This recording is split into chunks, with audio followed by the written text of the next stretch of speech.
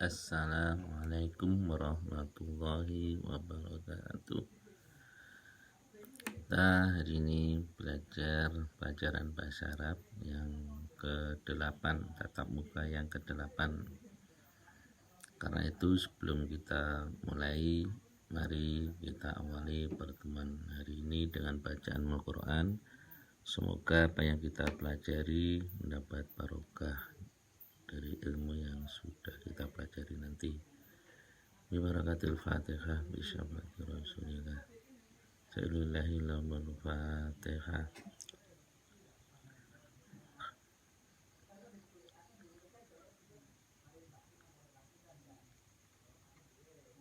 Amin. Hari ini kita akan belajar nahwu atau tata bahasa di pelajaran tatap muka yang ke-8 ini. Karena itu supaya diperhatikan dan didengarkan dengan baik agar kalian bisa memahami dan akhirnya bisa menjawab tugas-tugas yang tersebut di bawah nanti. Hari ini kita akan belajar dengan judul Jumlatun Ismiyatun. Ini Jumlatun Ismiyatun. Jumlah di dalam bahasa Indonesia artinya kalimat. Ini yang perlu dipahami. Jumlah di dalam bahasa Arab artinya kalimat. Ismiyatun itu benda. Nah, definisi jumlah ismiyah yaitu kalimat yang diawali kata benda atau isim dan terdiri dari mubtada dan khobar. Jadi kalau kita membicarakan tentang mubtada khobar berarti sedang membicarakan yang namanya jumlatun ismiyatun. Itu ya. Ini judul yang kita bahas. Nah, kita langsung pada pembahasan mubtada. Apa itu mubtada? Mubtada itu adalah bahasa Arab dalam bahasa Indonesia artinya permulaan. Nah, mubtada itu adalah permulaan. Nah, definisinya mubtada ialah kata benda atau isim yang terletak di awal kalimat. Dan di dalam kitab ini ditambahi i'rabnya rofa, atau salah satu tanda i'rabnya itu adalah dhammah. Lagi mubtada ialah kata benda atau isim yang terletak di awal kalimat, atau jumlah. Kalau di dalam kitab sekali lagi ditambahi i'rabnya rofa. Nah, contohnya ini. Muhammadun yadhabu ilal madrasati. Muhammadun yadhabu ilal madrasati. Nah, di sini mubtada'nya pada lafaz Muhammadun. Nah, karena Muhammadun ini isim dan terletak di awal kalimat, maka ini dinamakan jumlatun ismiyatun. Karena dinamakan jumlah ismiyah, maka isim yang pertama inilah namanya kedudukannya mubtada. Kalau ngaji di dalam pondok salaf biasanya membacanya adalah Muhammadun utawi Muhammad. Nah, iku yadhabu pergi sapa Muhammad ilal madrasati maring sekolahan. Ini. Nah, mubtada pada lafaz Muhammadun ini dinamakan isim alam. Nah, ini atau nama alam. Nama alam itu ya nama asli.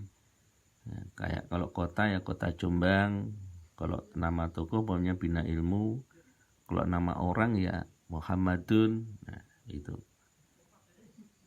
Terus contoh yang kedua yaitu at-tilmidhu yaktubud darsa. At-tilmidhu yaktubud darsa. Ini at-tilmidhu itu artinya adalah murid. Nah, murid itu adalah isim atau benda. Karena di awal kalimat ini namanya mubtada. kalimat yang kedua ini khobar. Nah, ini kalau diterjemahkan at-tilmidu utawi murid iku yaktubu nulis sapa murid ad-darsa ing pelajaran. Nah, ini maf'ul. Nah, lafadz at-tilmidu ini dinamakan isim dohir, benda yang jelas tampak, isim dohir namanya.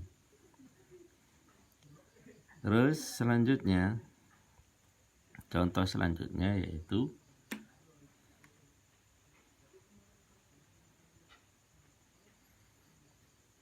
huwa yahmilul qalama. Huwa yahmilul qalama.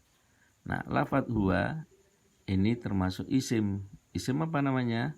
Isim domir. Nah, ini domir. Isim domir atau dalam bahasa Indonesia kata ganti. Jadi, setiap isim domir kalau di awal kalimat maka kedudukannya mubtada. Nah, ini tandanya mim ini. Sehingga kalau diterjemahkan bahasa salaf, huwa utai luang lanang iku yahmilu sapa wong lanang alqalama ing pulpen. Terus contoh yang kedua, ana mahirun. Ana, lafadz ana ini juga dinamakan isim domir. Dinamakan isim domir atau kata ganti. Ana mahirun. Karena isim domir di awal kalimat, maka ini dinamakan mubtada. Kalau diterjemahkan salaf, ana utawi ingsun iku mahirun pinter. Terus contoh yang terakhir, huwa fil fasli. Huwa fil fasli. Nah, huwa ini juga sama dengan isim domir yang di atas. Ini huwa ini juga dinamakan mubtada. Huwa utawi wong lanang iku fil fasli ing dalam kelas. Nah, inilah contoh mubtada.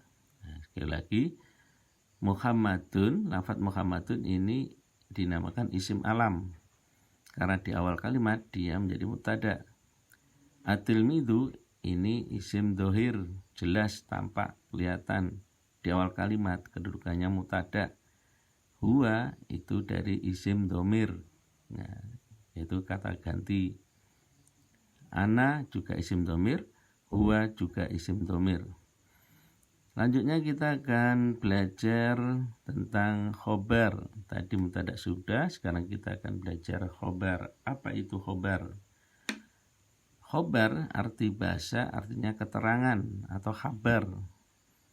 Bagaimana keterangan atau khabarnya mubtada? Nah, ini namanya khobar. Nah, definisinya, khobar ialah kalimat atau predikat yang terletak setelah mubtada dan i'rabnya rofa. Nah, ini khobar. Jadi khobar ialah kalimat atau predikat yang terletak setelah mubtada. Contohnya ini. Muhammadun yadhabu ilal madrasati. Jadi Muhammadun itu mubtada dan lafadz yang kedua yadhabu itu khobar. Jadi khobar ini adalah menerangkan mubtada. Jadi kalau terjemahkan salaf, Muhammadun utai Muhammad iku yadhabu pergi sapa Muhammad ilal madrasati maring sekolahan. Jadi yadhabu ini namanya khobar kedudukannya karena letaknya setelah mubtada. Nah, khobarnya ini namanya terdiri dari khobar jumlah. Khobar jumlah. Nah, khobar jumlah dari fi'il. Yadhabu ini adalah fi'il. Jadi khobar jumlah yang terdiri dari fi'il atau kata kerja. Terus yang selanjutnya, contoh selanjutnya yaitu at-tilmidu yaktubud darsa. At-tilmidu utai murid iku yaktubu nulis sapa murid ad-darsa ing pelajaran. Nah, khobarnya yang warna merah ini. Nah, ini terletak jelas setelah mubtada. Nah, ini juga khobarnya khobar jumlah dari fi'il mudhari' namanya ini. Selanjutnya yaitu huwa fil fasli. Huwa utawi wong lanang iku fil fasli ing dalam kelas. Nah, fil fasli karena terletak setelah mubtada, maka fil fasli ini kedudukannya adalah khobar. Khobarnya juga khobar sibhul jumlah atau menyerupai jumlah. Kenapa dinamakan sibhul jumlah atau menyerupai jumlah? Karena terdiri dari dua kata, yaitu lafadz fi dan al-fasli. Jadi fil fasli di sini khobarnya dari sibhul jumlah, atau sibhul jumlah ini dari keterangan tempat fi sama fasli. Contoh selanjutnya yaitu ana mahirun. Ana utawi ingsun iku mahirun pinter. Nah, mahirun, lafadz mahirun terletak setelah lafadz ana. Maka mahirun di sini kedudukannya adalah khobar. Nah, khobar dari apa? Kalau fil fasli tadi sibul jumlah, kalau yaktubu ini jumlah, kalau mahirun ini namanya khobar mufrad. Khobar mufrad, khobar yang kalimatnya cuma satu kata. Khobar mufrad ialah khobar yang kalimatnya cuma satu kata atau cuma satu kata. Nah, mahirun ini termasuk terdiri dari kata sifat. Nah, ini sifat. Ini ya. Ini khobar yang terdiri dari kata sifat. Selanjutnya kita akan belajar yang namanya maf'ul bih. Nah, ini maf'ulun bih. Nah, maf'ul itu apa? Maf'ul bih itu adalah objek atau yang dikenai pekerjaan. Nah, ini definisinya. Maf'ul bih ialah kata benda atau isim yang dijadikan objek dari kata kerja sebelumnya, dan i'rabnya nasab atau salah satu tanda nasab yaitu fathah. Nah, ini contohnya. At-tilmidhu yaktubud darsa. Nah, murid menulis pelajaran. Nah, lafadz ad-darsa ini adalah menjadi penderita atau objek dari lafadz yaktubu. Nah, ini ya dinamakan maf'ul bih atau objek. Sehingga kalau diterjemahkan salaf, at-tilmidhu utawi murid iku yaktubu nulis sapa tilmid ad-darsa ing pelajaran. Nah, ini ad-darsa sekali lagi dia kedudukannya maf'ul bih. Nah, ini tandanya memfa. Memfa itu singkatan dari maf'ul bih. Nah, kemudian lafadz ad-darsa ini dinamakan maf'ul isim dohir. Nah, maf'ulnya jelas, tampak, kelihatan. Kemudian contoh yang kedua, Muhammadun yuhibbuka. Muhammadun yuhibbuka. Muhammadun utawi Muhammad iku yuhibbu seneng sapa Muhammad ka ing sira. Nah, ini maf'ulnya yaitu pada lafadz ka. Berarti maf'ul bih di sini berupa maf'ul bih dari isim domir mutasil, itu domir yang sambung dengan fi'il. Itu ya. Ini namanya maf'ul bih dari isim domir, yaitu domir mutasil. Itu saya kira pembahasan hari ini, yaitu membahas tentang jumlah ismiyah dari mubtada, khobar, dan maf'ul bih.